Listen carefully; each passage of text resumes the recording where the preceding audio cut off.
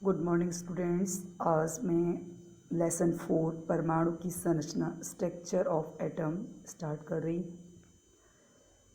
Electron के बारे में जानकारी प्राप्त होने से पहले गोल्डस्टीन ने 1886 में एक नए किरण की खोज की जिसे कैनाल रे कहा। तो इलेक्ट्रॉन की जानकारी अभी तक नहीं मिली थी। उसकी प्राप्त होने से पहले गोल्डस्टीन ने एक नई किरण की खोज की। इसे क्या कहा? कैनाल रे। ये किरणें आवेश में कैनाल रे पे जो आवेश था वो इलेक्ट्रॉन के बराबर लेकिन विपरीत था।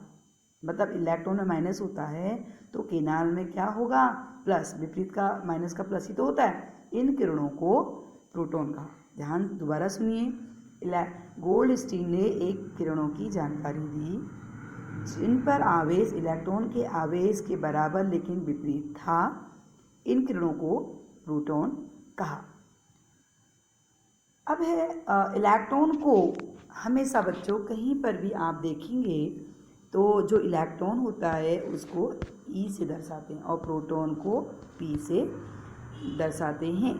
इस पे माइनस और इस पे क्या है? ये प्लस है। इलेक्ट्रॉन पे ई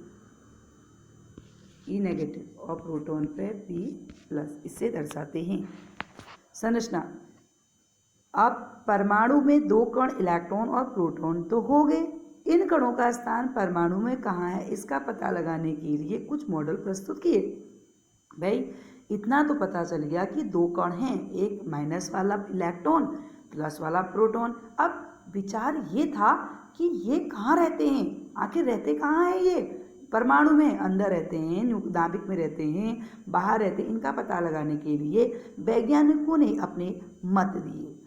पहला है थॉमसन का परमाणु मॉडल। जिस प्रकार हम तरबूजे को देखते हैं तो उसके परमाणु में धनावेशित तरबूजे को खाया जाता है। देखो तरबूजा होता है, जो आप तरबूजे को खा रहे हो, लाल पोर्शन खाते हो ना, उसको तो उस तरबूजे में जो खा रहे हो उसको क्या कहा उसने? धनावेशित। वो धनावेशित है कह दिया। और इलेक्ट्रॉन धनावेशित गोले में बीज की तरफ फंसे होते हैं। जो बीज देखे आपने, ऐसे बीज होते हैं ना तरबूजे के बीज, उसको क्या मानो कह रहा है? बीज को क्या मानो? ऋणावेशित। बीज को तो ऋणावेशित मानो और जो लाल भाग हम खाते हैं उसको धनावेशित मानो। थॉमसन ने ऐसा अपना परमाणु मॉडल दिया। जैसे खीर बनाते हैं, खीर में जो जैसे मान लो खीर बनाई, किशमिश डाले, किशमिश को इलेक्ट्रॉन मान लो, पूरी खीर को पॉजिटिव मान लो। ऐसे उन्हें कहा पूरा प्रोटॉन फैला रहता है, बीच में इलेक्ट्रॉन धंसे रहते हैं। लेकिन ये मॉडल ज़्यादा नहीं चला। दूसरा है थॉमसन ने प्रतिस्थापित किया। तो थॉमसन की जो कमियां थी, कहना चाहिए सॉरी, थॉमसन ने प्रस्तावित किया, ये प्रस्तावित किया परमाणु धनावेशित गोले का बना है जिसमें इलेक्ट्रॉन धसे होते हैं और धन और ऋण लगभग परिणाम में बराबर होते हैं। ये दिखा रखा है कि ये पूरा जो फैला हुआ है प्रोटॉन है उसमें इलेक्ट्रॉन धसे हुए हैं। अब है लेकिन थॉमसन का यह परमाणु मॉडल उसके उदासीनता को नहीं बता पाया। जब ये सही नहीं निकला तो अब कौन दूसरा वैज्ञानिक अपना देगा?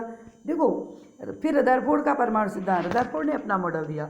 रदरफोर्ड यह जानने को उत्सुक था कि इलेक्ट्रॉन परमाणु को भीतर कैसे रहते हैं। बस अभी जानने को तैयार है इलेक्ट्रॉन कहाँ है, प्रोटॉन कहाँ है। तो रदरफोर्ड की भी बात सुनिए।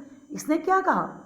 तेज गति से चले अल्फा कणों को सोने की पत्ती से टकराया और सोने की पत्ती ली क्योंकि यह बहुत पतली होती है। सोने की पन्नी 1000 परमाणु के बराबर मोटी होती है। अब भाई ये क्वेश्चन पूछा जाता है कि रदरफोर्ड ने सोने की पत्ती क्यों लिए? बहुत पतली हो सकती है, जबकि हजारों आप परमाणु को रखोगे तब एक सोने की पत्नी के बराबर बन सकता है, मोटी हो सकती है। अल्फा कणों द्विआवेशित हीलियम कण होते हैं, अतः धनावेशित होते हैं क्योंकि इनका द्रव्यमान 4u, u मतलब एटॉमिक मास। इसलिए तीव्र गति से चल रहे अल्फा कण में ऊर्जा प्राप्त होती है। मतलब जो तीव्र गति से जो आ रहे होते हैं वहाँ उनको इनसे ऊर्जा प्राप्त होती है। यह अनुमान था कि अल्फा कण परमाणु में विद्यमान अपरमाणु कणों के द्वारा विक्षेपित होंगे।